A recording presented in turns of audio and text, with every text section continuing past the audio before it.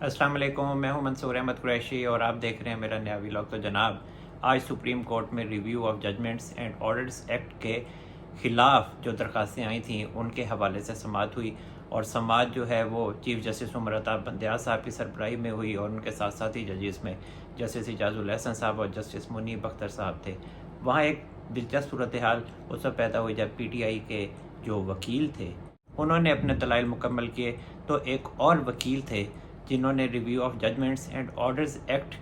के इतलाक़ के ख़िलाफ़ दरख्वास्त दी हुई थी, जिनका नाम रियाज़ हनीफ राही था। और उन्होंने चीफ़ जस्टिस उमर अता बंदयाल साहब के सामने बात तो नहीं, तकरीबन फरियाद की कि उनकी भी बात को सुना जाए। उसके बाद चीफ़ जस्टिस उमर अता बंदयाल साहब ने रियाज़ हुसैन राही साहब को रोस्ट्रम पे बुलाया, तो उन्होंने चीफ़ जस्टिस उमर अता बंदयाल साहब को बताया कि वो बहुत मुश्किल में हैं और वो चीफ़ जस्टिस उमर अता बंदयाल साहब के सामने अपनी अर्ज़ करना चाहते हैं और वो कुछ लिख के लाए हैं जो वो चीफ़ जस्टिस उमर अता बंदयाल साहब के सामने इस कोर्ट रूम में पढ़ कर सुनाना चाहते हैं। रियाज़ हनीफ राही साहब ने चीफ़ जस्टिस उमर अता बंदयाल साहब को बताया कि वो बहुत मुश्किल में हैं और बहुत परेशान हैं और उनके ऊपर बहुत ज़्यादा प्रेशर है कि वो इस केस के हवाले से अपनी दरख्वास्त वापस ले लें। जिस पे चीफ़ जस्टिस उमर अता बंदयाल साहब ने रियाज़ हनीफ राही साहब को कहा कि आजकल मुल्क के जो मौशी हालात हैं वो बहुत ज़्यादा अच्छे नहीं हैं और इसी वजह से हमें इन हालात में सब्र करना चाहिए। और जब रियाज़ हुसैन राही साहब ने चीफ़ जस्टिस उमर अता बंदयाल साहब के सामने कुछ लिखा हुआ पढ़ के सुनाने की ख्वाहिश ज़ाहिर की, तो चीफ़ जस्टिस उमर अता बंदयाल साहब ने उन्हें रोक दिया और कहा कि वो ये इस कोर्ट रूम में पढ़ कर ना सुनाएं, बल्कि अगर आपको कोई ज़ाती मसला है तो आप मेरे पास ज़ाती हैसियत में पेश हों, मेरे ऑफिस आ जाएं। और उसके बाद फिर चीफ़ जस्टिस उमर अता बंदयाल साहब ने रियाज़ हनीफ राही साहब को मज़ीद ये भी तलकीन की कि वो हालात से निमटने की कोशिश करें, हालात का मुकाबला करें और सब्र करें। Review of judgements and orders act जो हुकूमत की तरफ से कौमी असम्बली में पेश किया गया और फिर उसे मंजूर कर लिया गया और फिर जो हमारे सदर आरिफ अलवी साहब हैं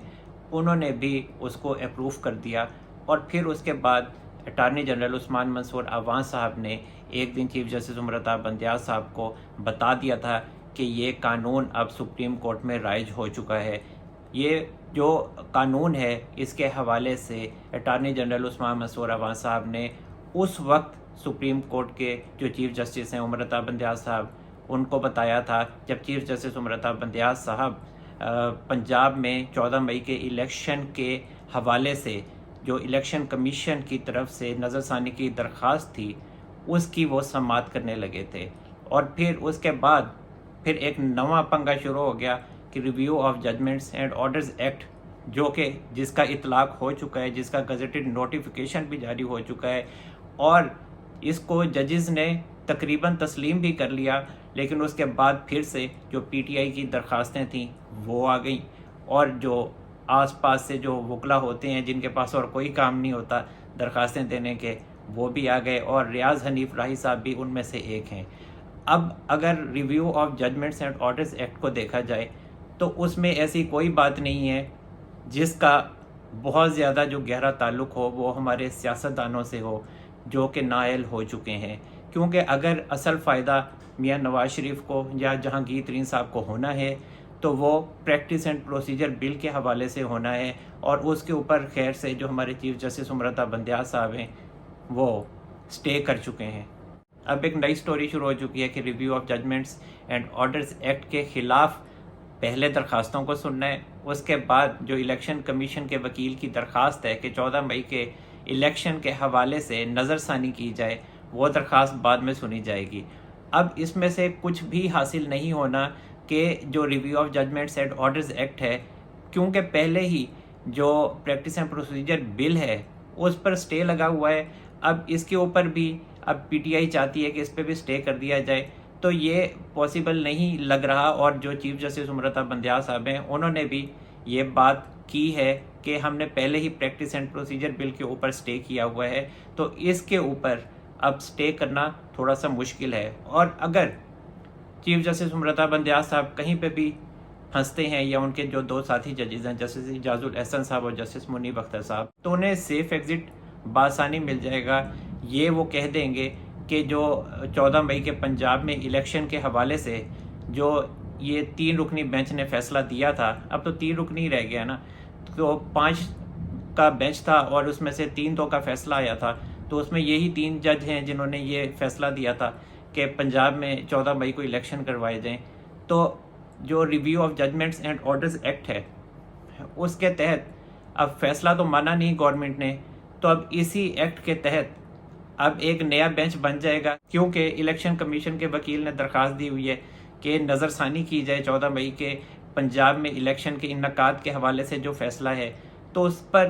جو 3 رکنی انہوں نے دیا تھا، اب کوئی 5 رکنی یہ بینچ تھا، تو اس کے بعد یہ 7 رکنی بن جائے گا یا 8 رکنی بن جائے گا، تو اس میں سے ان کو سیف ایگزٹ مل جائے گا، اور حکومت نے فیصلہ تو ویسے بھی نہیں مانا۔ تو اب یہ بس ایک ایسا معاملہ ہے کہ بس ایک ٹائم پاس ہو رہا ہے اور اس کا کوئی مستقبل نظر نہیں آتا، نہ review of judgments and orders act پر کوئی ایسا کوئی بڑا کوئی فیصلہ آئے گا، اور نہ ہی پنجاب میں 14 مئی کو الیکشن ہوئے ہیں۔ اور الیکشن کا میں نے آپ کو بتا دیا تھا کہ الیکشن جب بھی ہوں گے تو وہ اگلے سال ہی ہوں گے، یہ محض کہانیاں ہیں کہ اس سال الیکشن ہو جائیں گے۔ یہ بات بہت زیادہ واضح ہے کہ الیکشن پاکستان میں ایک ہی دن ہوں گے، اور تب ہوں گے جب عمران خان صاحب کا کوئی نہ کوئی علاج کر لیا جائے گا، ان کو نائل کر دیا جائے گا اور سیاست سے باہر کر دیا جائے گا، تب یہ تمام جو سٹیک ہولڈرز ہیں یہ ایک پیج پر آ جائیں گے اور الیکشن ہو جائیں گے۔ یوٹیوبر عادل راجہ کے حوالے سے بات کر لیتے ہیں کہ میں نے اپنے پچھلے ویلاگ میں آپ کو بتایا تھا کہ افواہیں ہیں کہ عادل راجہ کو لندن میں گرفتار کر لیا گیا ہے، اور وہ بات پھر درست ثابت ہوئی کہ عادل راجہ کو لندن میں گرفتار کر لیا گیا، اور یہ جو گرفتاری ہوئی ہے یہ بہت بڑے لیول پہ ہوئی ہے، اور گرفتاری کے بعد اب یہ خبر آ رہی ہے کہ عادل راجہ کو جو انویسٹیگیشن تھی وہ کرنے کے بعد عادل راجہ کو چھوڑ دیا گیا ہے، اور وہ اس ٹائم ضمانت پہ رہا ہوئے ہیں۔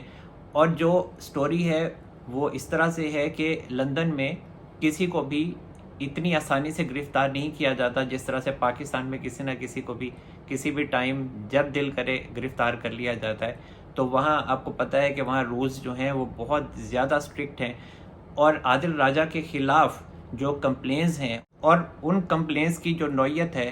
وہ خاصی خطرناک ہے، اور وہ پاکستانی ریاست کی طرف سے یو کے گورنمنٹ کو کمپلینز کی گئی ہیں، اور انہی کمپلینز کی روشنی میں عادل راجہ کو کہا جا رہا ہے کہ کاؤنٹر ٹیررزم پولیس نے اریسٹ کیا،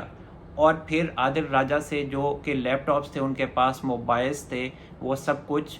جو کاؤنٹر ٹیررزم پولیس تھی انہوں نے اپنی تحویل میں وہ تمام چیزیں لے لی ہیں۔ اور اس کے بعد کہا جا رہا ہے کہ 10-11 دن پہلے پاکستان کی ایک بڑی شخصیت ہیں، تو وہ جو یو کے گورنمنٹ ہے ان کے حکام سے وہ ملی تھی، اور اس کے بعد جو عادل راجہ کا معاملہ ہے وہ پراپر طریقے سے وہ ڈسکس ہوا ہے اور ثبوت دکھائے گئے ہیں، اور عادل راجہ کی جو گرفتاری کاؤنٹر ٹیررزم پولیس نے کی ہے انہیں بھی وہ ثبوت درست لگے ہیں، انہوں نے ان ثبوتوں کو تسلیم کیا ہے، تو انہی ثبوتوں کی روشنی میں عادل راجہ کو گرفتار کیا گیا ہے۔ ان کے پاس مطلب یہ ہے کہ کاؤنٹر ٹیررزم پولیس کے پاس عادل راجہ کے خلاف اتنے ثبوت ہیں جس کی بنا پر وہ عادل راجہ کو گرفتار کر سکتے تھے، اور انہوں نے پھر عادل راجہ کو گرفتار کیا ہے۔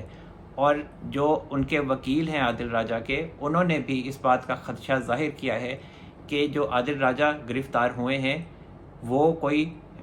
ٹیررزم کا ہی معاملہ ہے جس کی وجہ سے عادل راجہ کو گرفتار کیا گیا ہے، اور آگے چل کے عادل راجہ کے لیے بہت مشکلات پیدا ہونے والی ہیں، کیونکہ یہ کوئی معمولی معاملہ نہیں ہے، یہ بہت بڑا معاملہ اور خطرناک معاملہ عادل راجہ کے لیے بن سکتا ہے۔ ڈیپورٹ بھی ہو سکتے ہیں، ان کو یو کے سے سزا بھی ہو سکتی ہے، کیونکہ ان کے پاس کوئی نیشنلٹی وغیرہ تو نہیں ہے، یہ پاکستان سے بھاگ کے آتے ہیں، لوگ سیاسی پناہ میں آتے ہیں، اس کے بعد اگر یہ ریاست مخالف پروپیگنڈا کرتے ہیں، جھوٹا پروپیگنڈا کرتے ہیں،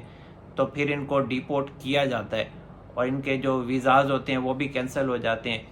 تو ان کے لیے جو واحد ذریعہ ہوتا ہے وہ پیسہ اسی طرح ہی ہوتا ہے کہ وہ یوٹیوب سے کما لیں، ان کے پاس کوئی جاب شاپ تو آتی ہی نہیں ہوتی. تو اسی وجہ سے یہ جو عادل راجہ صاحب ہیں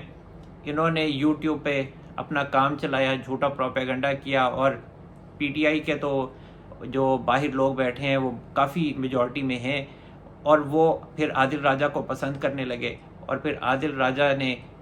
جھوٹ پہ مبنی ویڈیوز بنائی، پروپیگنڈا کیا، اور جو ریاست ہے اس کے خلاف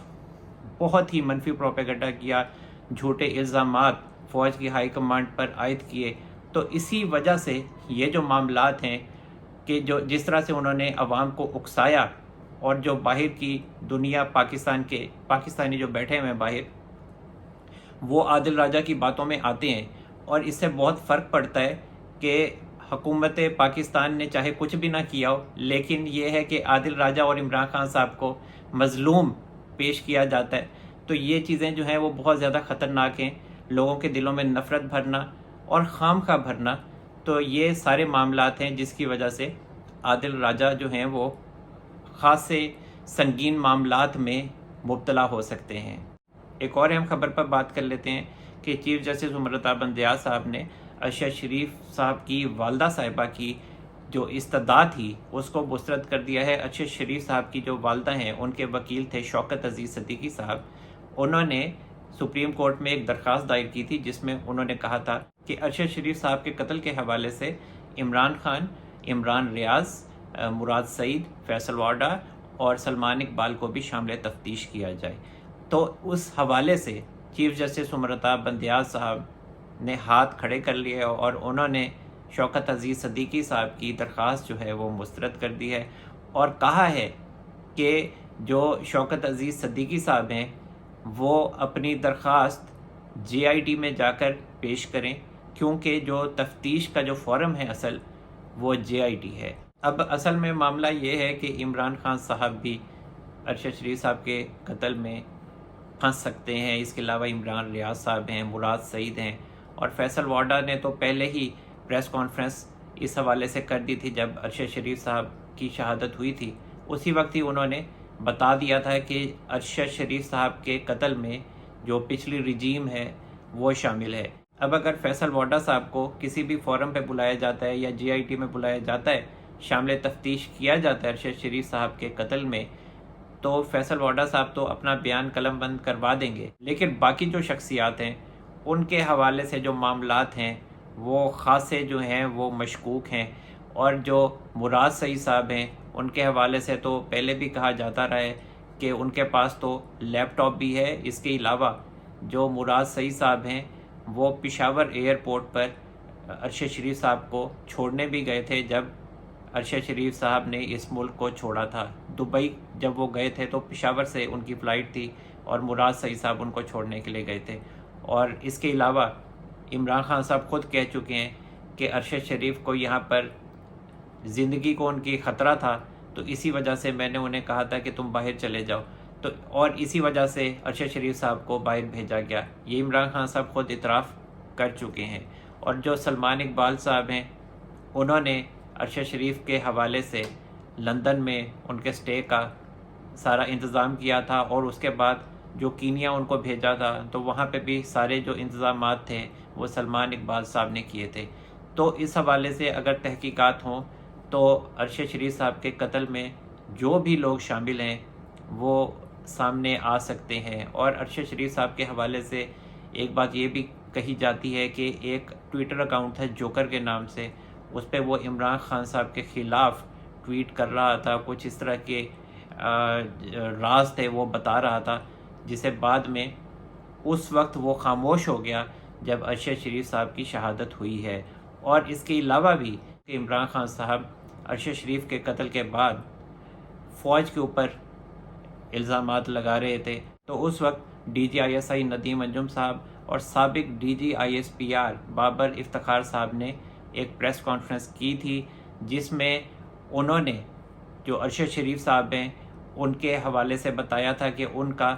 جو ہے ارشد شریف صاحب سے رابطہ تھا، اور ارشد شریف صاحب نے فوج کے آفیشلز کو یہ بتایا تھا کہ وہ جلد ہی پاکستان آ رہے ہیں. اور اس کے بعد پھر جو ارشد شریف صاحب ہیں ان کو قتل کر دیا گیا. تو جناب اب تک کے لیے اتنا ہی. اللہ تعالی ہم سب پر اپنا رحم و کرم فرمائے. منصور احمد قریشی کو اجازت دیجیے. اپنا بہت سارا خیال رکھیے گا. اللہ حافظ.